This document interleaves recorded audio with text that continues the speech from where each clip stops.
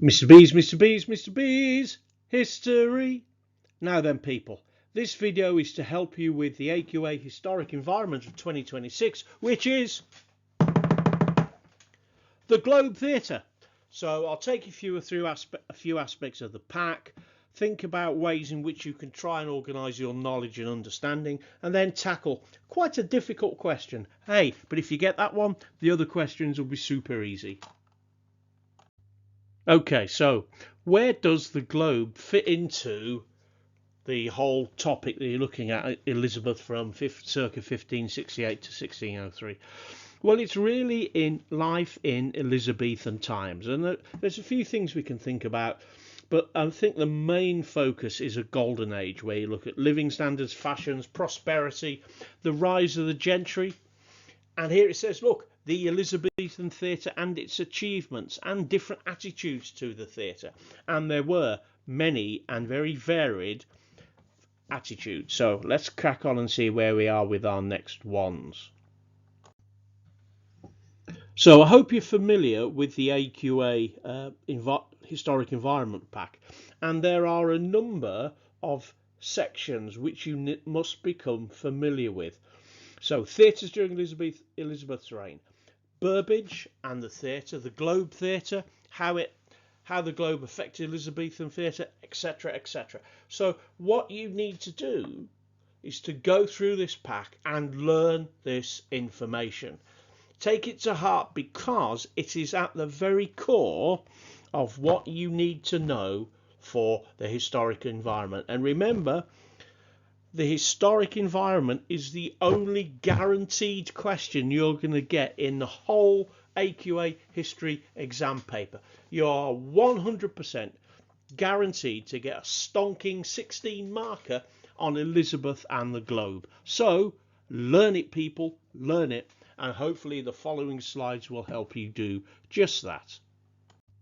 So what do I need to know about the Globe, I hear you cry? Well, AQA has very kindly selected key things you need to explore when looking at the globe and using your packs. You need to look at how things changed, the idea that the theatre is new, things that stayed the same, so perhaps the attempts to control what was put on in place, perhaps the idea that actors weren't always seen as shining lights of the community.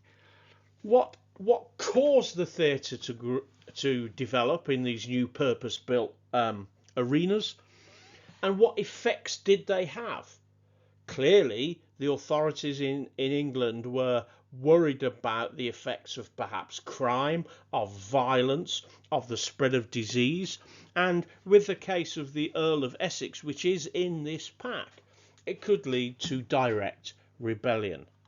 So the other thing you need to think about is context. What on earth is going on in England at this time? So you've got the rise of population in London. I think the population in London goes up to about 200,000. And these people are in a small enclosed space and they are being entertained and giving messages. So think about that.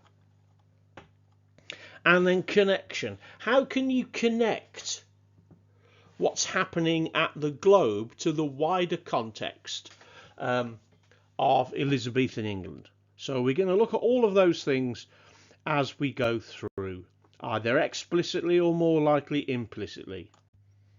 So the thing about the Globe and its other theatres such as the Rose, the Curtain, and initially in Shoreditch, the Theatre, was that they are new and different. There had been amphitheatres in Greek and Roman times, and these were purpose-built performance arenas. But that never happened as far as we can tell in England. We do know that there were some arenas for gladiators. In fact, a gladiator trident was found in Southwark, not far from the Globe, so it seems to have been an area for, shall we say, sport and entertainment for a couple of thousand years. But there were plays in England, and these plays tended to be religious in nature, and they were known as medieval mystery plays. Some places, such as York, still have them. But Henry VIII decided, for a whole series of reasons, mainly love, sons, and later money, that he would close down the monasteries and moving from being Catholic towards a more Protestant religious flavour, which meant, because mystery plays were associated with the Catholic Church, that mystery plays were no longer allowed. And this led to a little brief hiatus when no real plays were being performed in England. But we do know that during the 1560s there emerged a non-religious type of theatre, usually performed on little platforms in inns and pubs. They're often bawdy, a bit like carry-on films, if you might want to ask your grandparents about those. And one of those that we have a record of was something called Ralph the Royster Doyster in 1553. So it's clear that there is an appetite for theatre growing in later Tudor England.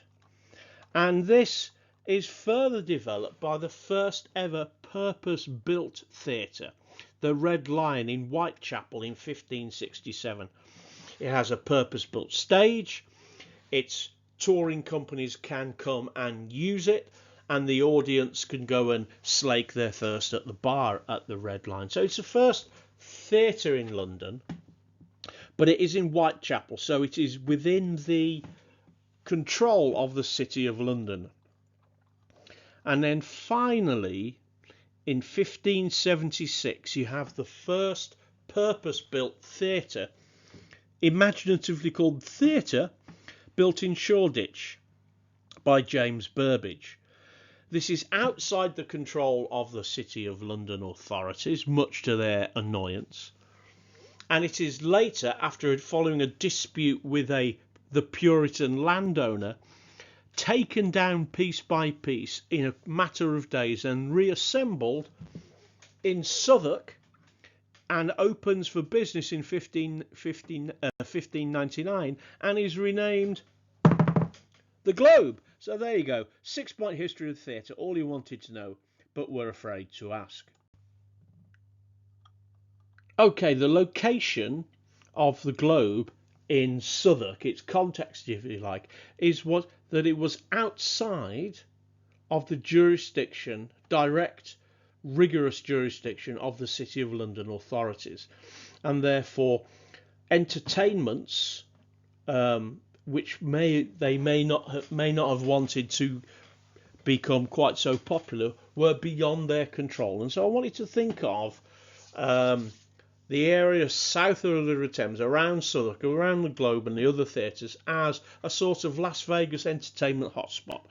And in addition to the theatres, Peter Ackroyd identifies the fact there's probably around 300 inns.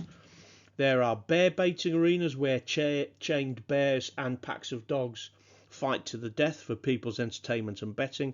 And there are a large number of brothels in the area as well. So, in summary, Southwark was the entertainment hotspot for good and ill in late Tudor London. So one of the things you're going to need to know about the Globe is the different aspects of the physical building. The fact you've got an elevated stage, you've got a balcony where Romeo and Juliet could do their balcony scene. No balcony, no balcony scene. You have the pit where people paid a penny, the penny stinkards, the groundlings went to go and watch the theatre. You had under the stage, you could have a little trapdoor so people could emerge, people could disappear, people could be lowered down from the middle roof, which was known as the heavens. So there's a whole series of bits and bobs of technical things that would be useful to remember about the Globe. But it's also, of course, if you like, Elizabethan England without the Queen in miniature. You have probably heard about the Great Chain of Being, and this image from BBC Bitesize shows you that essentially there is a hierarchy, a fairly rigid hierarchy in Elizabethan England, and in some ways the Globe Theatre symbolises that. You have the people paying the least, the penny stinkards, the groundlings, at the bottom with a penny. Then you could pay 2p and you go to the next level, and then 3p because you then get a cushion as well as a chair. And then right at the top you'd have areas for the lords. So the Globe, in a way, is Elizabethan society in miniature. Okay, one way I try and get people to learn some of that stuff in the booklet is to try and play Connect 4, to give you some of the keywords that I've picked out from the booklet and try and put them together into groups. Now, you can do this for yourself, you can do lots of different versions. This is the sort of thing I want you to do. So, okay.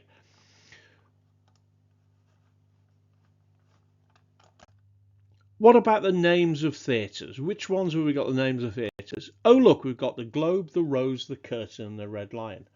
So we've got rid of those. Is there something else that links another set of 4?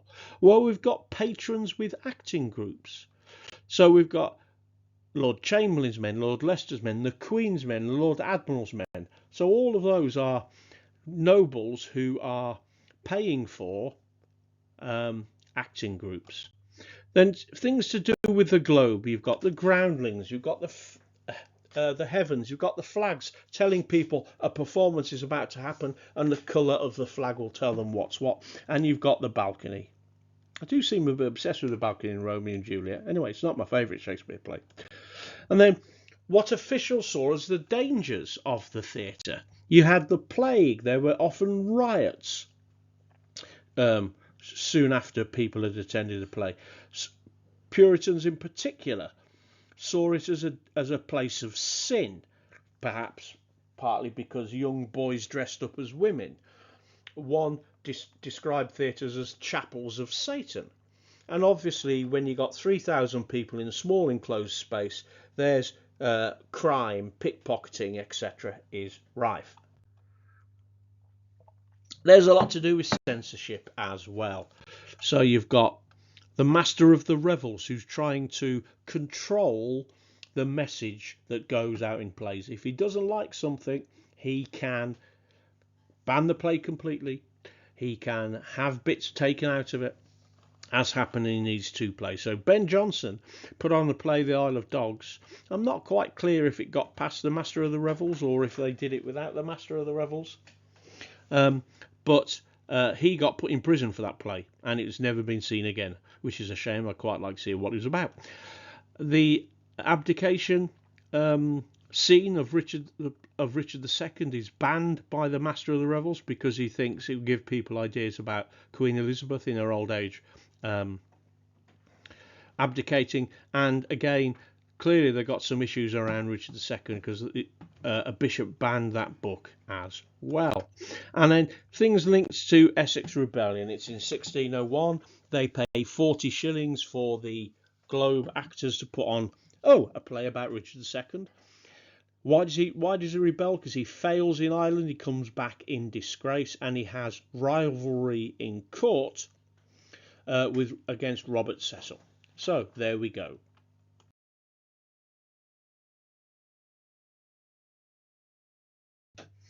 Okay, the next 2 slides are very detailed.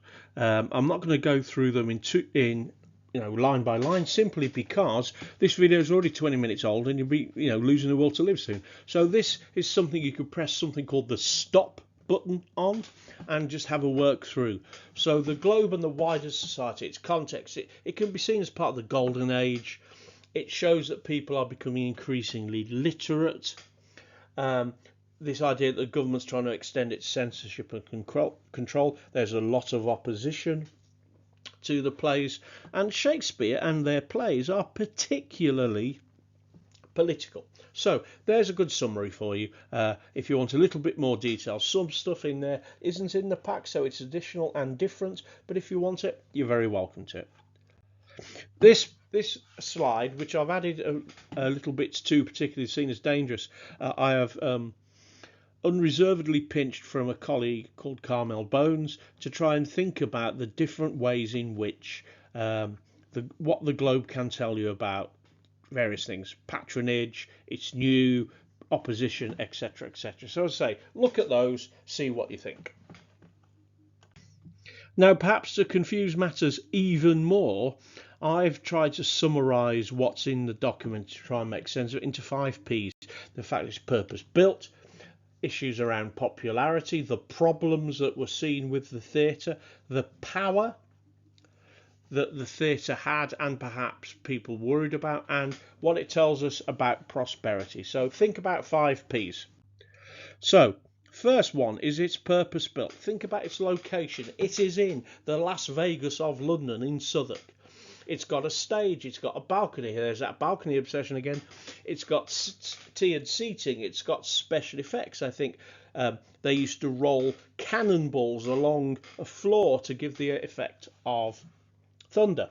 So that's one of the 5 Ps. The next one is popularity. Well, in 1595, when there were only 2 theatres, about 15,000 people were going. Remember, the Globe's not in Southwark until 1599, but when there are 6 theatres, about 25,000 people go per week out of a population of London of just over 200,000. So the second P, popularity. The third one is the problems that it causes. The authorities are worried about plague. Members of the religious community, particularly Puritans, are worried that it causes sin. In fact, one religious writer thought that the theatres were so sinful that they caused plague.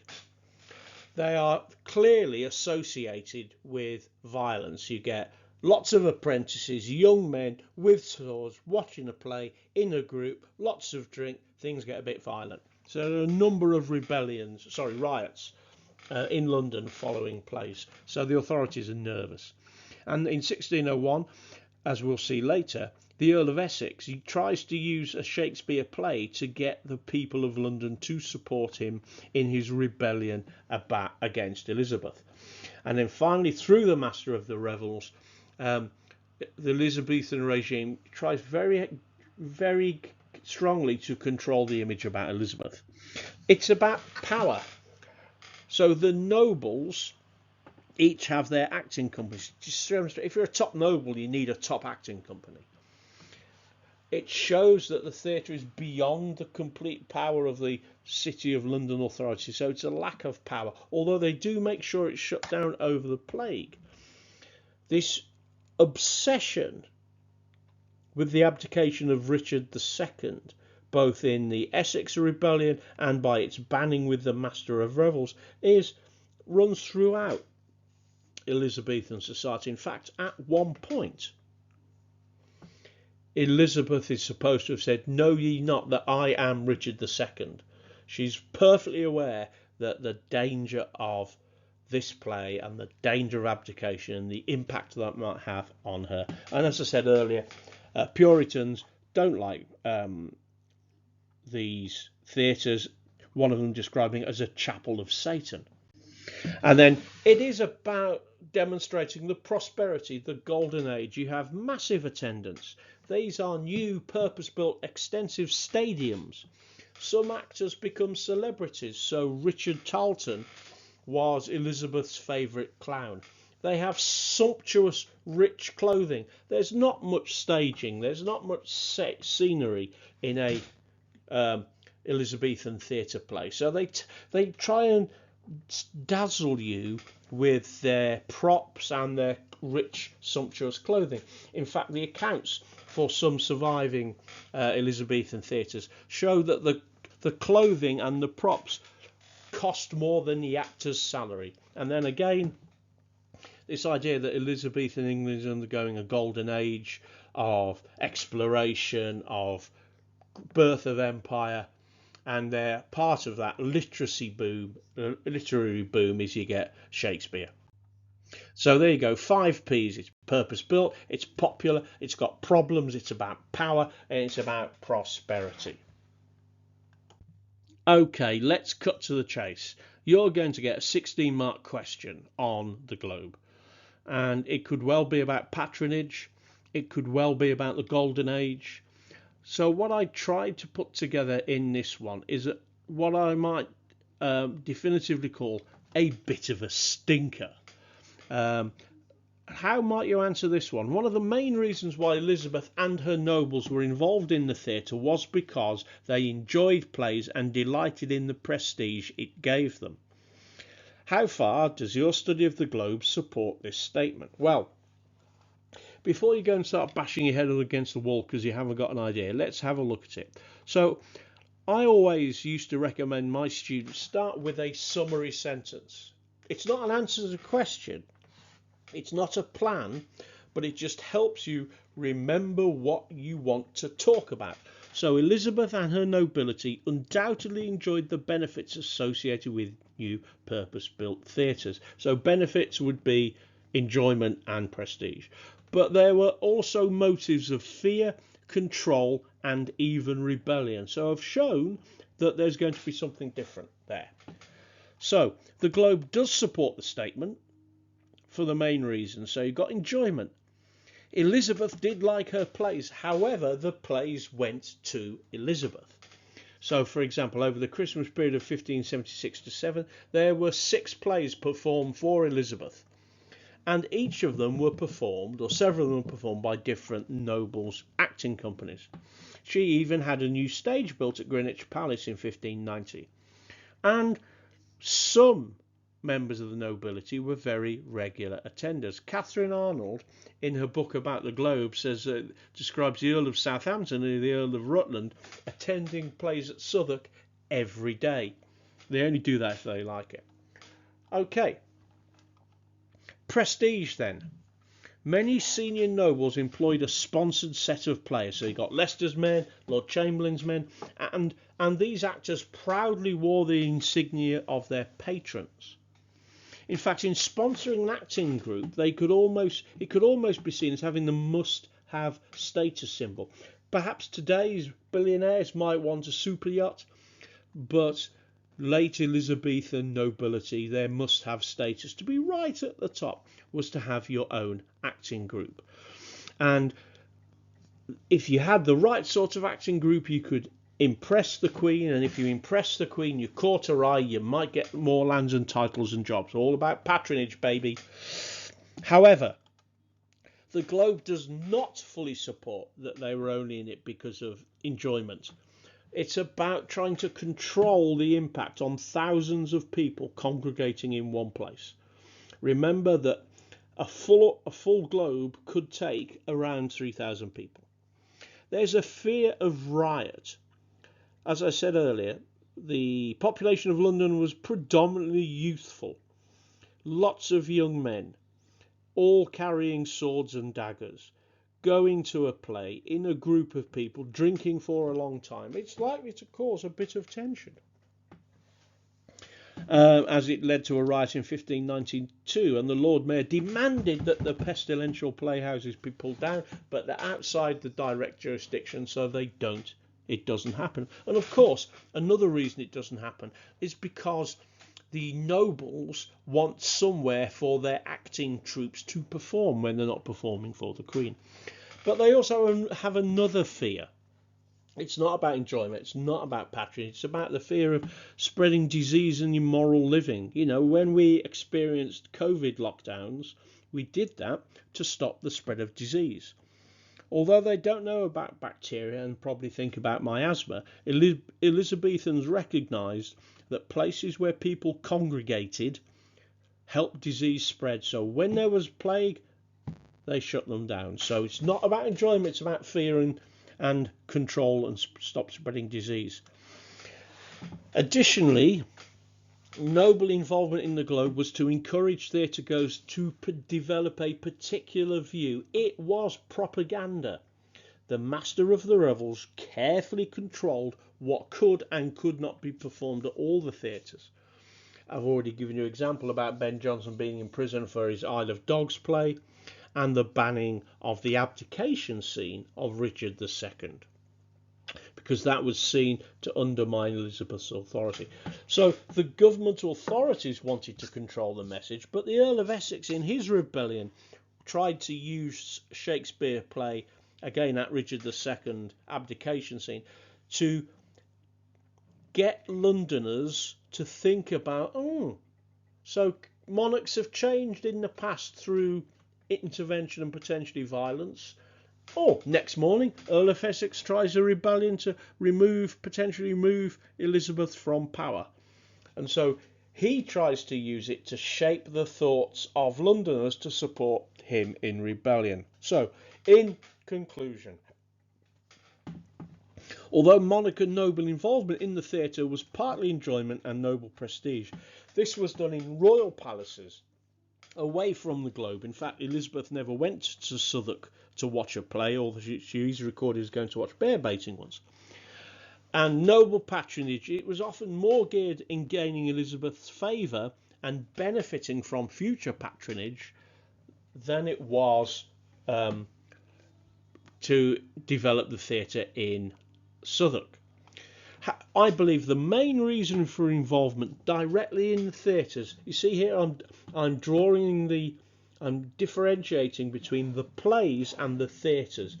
The direct involvement in the theatres, I believe, was, you could create an argument to say it was about a desire to control the behaviour of thousands of Londoners and to prevent the spread of contagious diseases. So, my conclusion would be that enjoyment and prestige of the nobility and the monarch was not the main reason for their involvement. Right, well, that was a bit longer than I'd planned. I hope you found it useful.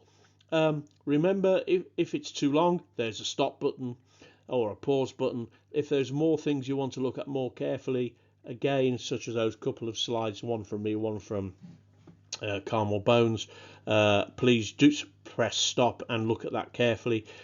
But think about how you might construct a 16-mark question.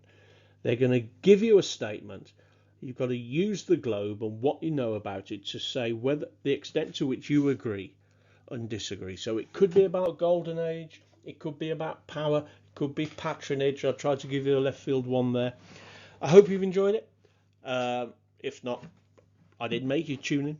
If you have any suggestions and improvements, you could email me at mrbeeshistory1832@gmail.com.